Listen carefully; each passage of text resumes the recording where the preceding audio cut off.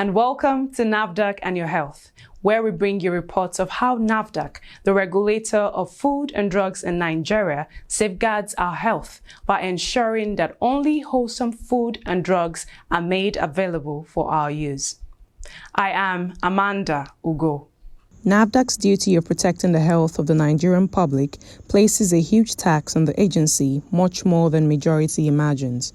As the agency protects the health of humans, it also behooves the agency to protect the animals that make up part of the food that humans consume to be healthy. In essence, NAFDAC by its mandate is equally concerned with the environment in which animals are bred, the condition under which they are bred, as well as the activities of the agro-allied sector. Veterinary medicines cannot just be looked at as medicines for animals, because veterinary medicines are dispensed at higher doses. Most of them are human medicines. When we are doing clinical trials, we start with preclinical and then clinical phases 1, 2, 3. We use animals in preclinical. And there are some animals that we use them because they simulate what goes on in human. Like pig has some physiological disposition like humans. So veterinary medicines are not that different from human medicines. It is just that once we prove, we start with like rats or mice, we go to dogs, then we go to like pigs, and then we go to macaques. Macaques are baboons, So we keep going to ensure that the last stage where we stop in terms of using animals is the use of animals that simulate, that are very close to humans, macaques or monkeys. And then we go to humans, first in humans. So there is a very, very thin boundary between animals and humans in terms of clinical trials. Therefore, we put a lot of premium on veterinary medicines. Talk of good manufacturing practice. Our vet medicine directorate staff just got trained by the Drug Evaluation and Research Directorate that focuses on human medicines. Because it is the same premium. The fact that you're going to give it to animals doesn't mean that it shouldn't have quality. And bear in mind, if it is animal that we can use, the animal is just an intermediary between the human, between the medicine and humans, because we're going to eat the animal. And if you eat the animal, you have drug residue. If it is used at a level that is too high, then the residue stays higher at that in the animal too. And then when we take it, we run into problem. Talk of antibiotics.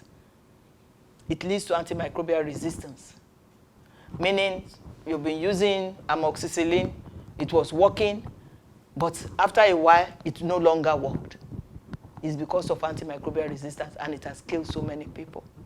So veterinary medicines are well monitored, are being well monitored with a lot of emphasis due to so many other things, so many negative impact that they could have on humans, which is antimicrobial resistance. We don't approve any drug product, whether human or for animal. We don't approve unless the labeling is correct. And in the label is, of course, the dosage. It is people not using the label or reading the label, if it is 100 milligram, 100 whatever, trying to think, let me give 500 because the higher, the bigger, the better. No, not with medicine. You have to follow what the label says. So it is not like they can just use it. And also illiteracy. Illiteracy may also be part of it, and that comes back to what we started with, enlightenment. That you don't use more than what you are supposed to give to the animal because the residue will be transferred to us. NAFDAC, through its Directorate of Veterinary Medicine and Allied Products, concertedly educates and enlightens the public on the various dangers inherent in not caring for our livestock adequately, among which is antimicrobial resistance, and indeed, ways through which these challenges can be subdued. Antimicrobial resistance actually occurs naturally over time, usually through genetic changes. And this occurs when bacteria, fungi, viruses, and parasites change over time, and no longer respond to medicines which they were previously susceptible to. The reason animal care, and particularly antimicrobial resistance in animal, needs to be paid due attention is because these animals are food to man and diseases are easily transmittable to the consumers of the animals. Residue in food of animal origin is a significant impact when it comes to food safety. And residue can come in food of animal origin in different forms. You can have it from husbandry activity or from the environment. The common residue that is peculiar to food of animal origin are veterinary drug residue, heavy metals, which is from the environment, and most of these residue have two major classes of implication to man. One, the medical implication, and the economic implication.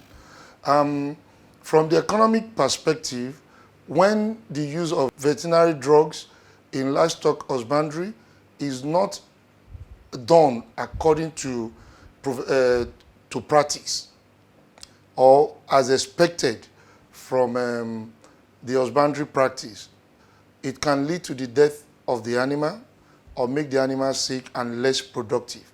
And this will result to economic losses.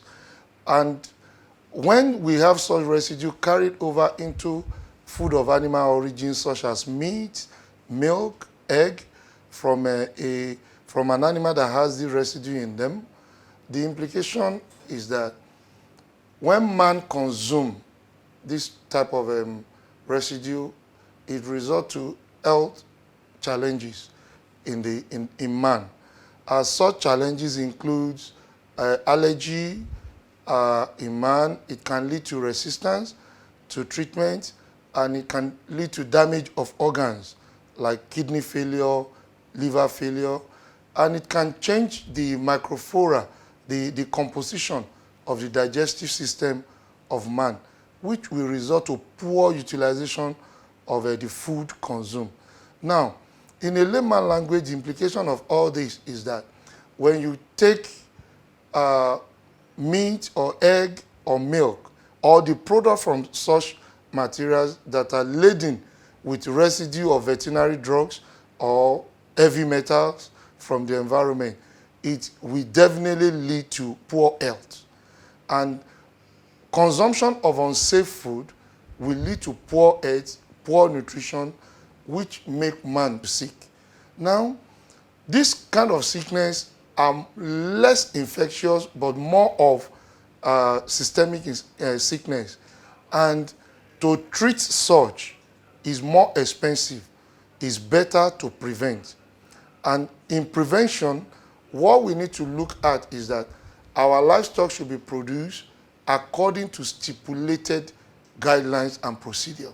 Some of the drivers of AMR would include misuse and overuse of antimicrobial agents, especially antibiotics in humans, animals, crops, and the environment, what we normally will call irrational use of antimicrobial agents.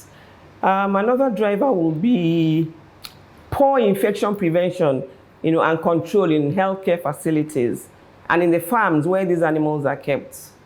It will also include lack of awareness and knowledge on antibiotic resistance.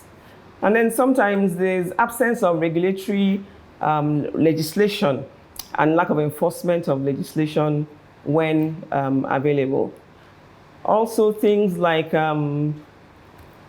lack of access to clean water, sanitation, hygiene for people and even animals. What we normally have an acronym, WASH, W-A-S-H, water, sanitation, and hygiene.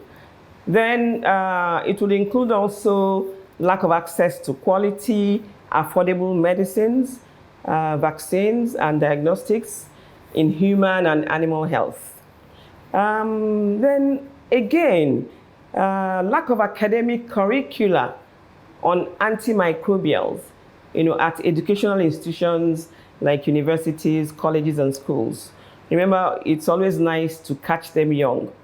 So when these are taught at that level, then people get used to it, and then they know exactly what to do when the need arises. When there is also failure to adhere to withdrawal periods before slaughtering the animals for food. Withdrawal period is that time between administering the last dose of medication to a food-producing animal and the time the animal is used for food, maybe for his meat or for his milk or the eggs.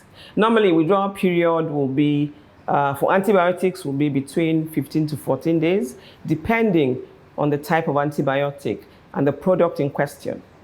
For instance, the withdrawal period for eggs definitely will differ from that for meat. Nonetheless, as deadly and dire as the effect of veterinary drug residue in food of animal origin can be, it is not difficult to put under control.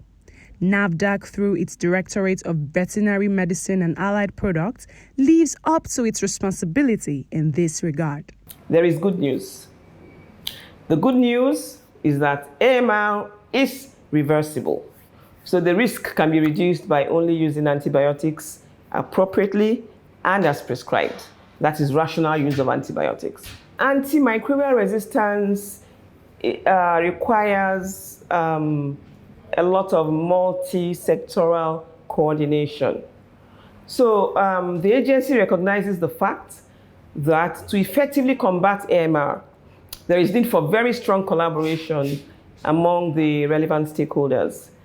So in view of this, the agency has established synergy with the Nigeria Center for Disease Control, NCDC, the Federal Ministry of Agriculture and Rural Development, the Nigerian Institute of Animal Science, the Veterinary Council of Nigeria, the Pharmacists Council of Nigeria, the Association of Community Pharmacists of Nigeria. There's actually a national action plan that's been followed. However, the agency continues to seek much stronger collaborations with stakeholders, sister MDAs, and professional bodies for more effective regulation and active involvement in the fight against antimicrobial resistance. NAFDAC and your health will be back after this short break. No way. I'm never taking vaccines again or giving it to my child. My head aches. My child is That would have been me if I did not know better that reactions after vaccination are called adverse events following immunizations, AEFI. And it is normal. In fact, it often indicates that the vaccines are working effectively. Yes, every individual reacts differently. It can be serious or non-serious, such as fever, fatigue, headache, dizziness, pain, swelling at injection site, rashes, etc. So don't be scared about taking vaccines. All vaccines are certified by WHO and approved by NAFDAC. The benefit of vaccination far outweighs the adverse events that could follow. To report any adverse events, visit the health center where you receive the vaccine or one nearest to you, or call the phone number on your vaccination card. You can also report AEFI using the MedSafety app. Vaccines are free, safe, and effective. Get vaccinated today. This message is from the National Primary Healthcare Development Agency, NPHCDA, and the National Agency for Food and Drug Administration and Control, NAFDAC. For further inquiries, visit www.nphcda.gov.ng or call 7722. Welcome. You're still watching NAFDAC and your health. Eating unsafe food is one way of contacting diseases and causing ill health to the human body. Food could get contaminated through handling, preparation, and bad storage, among others. This is why NAFDAC pays due attention to the issue of food safety. As an agency, we put a lot of emphasis on food safety. Because if you eat the right food, you will use less medicine, unless it is something metabolic or whatever that food may not be directly controlled. In terms of plastics, these are the awareness about the danger of using plastic to cook is something that 20 years ago, 30 years ago, many people don't realize. But that's science. Science is dynamic. Because when you eat plastic, a little bit of the component may leach into the food. And if you keep using the same approach of heating food, it builds up. And the component in the plastic has a structure that is very closely related to estrogen, which is human hormone. And the body may mistake it. And then but it's a wrong molecule, not estrogen. And once it interacts with the tissue, it may cause cancer over time. That is just one of the numerous ways through which our foods get contaminated, and NAFDAC has always been up to its task in ensuring that practices that ensure food safety are maintained. The agency does this in line with international standards using CODEX Alimentarius, a collection of international standards, guidelines, and codes of practices that protect the health of consumers and ensure fair practices in the food trade. This the agency does through its CODEX Committee on Contaminants in Food. The CODEX National Committee held its meeting in preparation for the 16th session of the CODEX Committee. Delivering her welcome address at the meeting, the Director General of NAFDAC, Professor Mojisola Adeyeye, represented by the Director, Food Safety and Applied Nutrition, Mrs. Eva Edwards, highlighted the significance of the meeting. I sincerely appreciate your active roles, your invaluable efforts, your support and hard work at previous meetings, which had ultimately provided useful contributions and recommendations to the technical committee and have enabled us to develop robust national positions for several CODEX committee meetings. The CODEX Committee on Contaminants in Food operates in sessions and develops relevant guidelines which play a key role in controlling food contamination and ensuring the safety of food, thereby safeguarding the health of the public.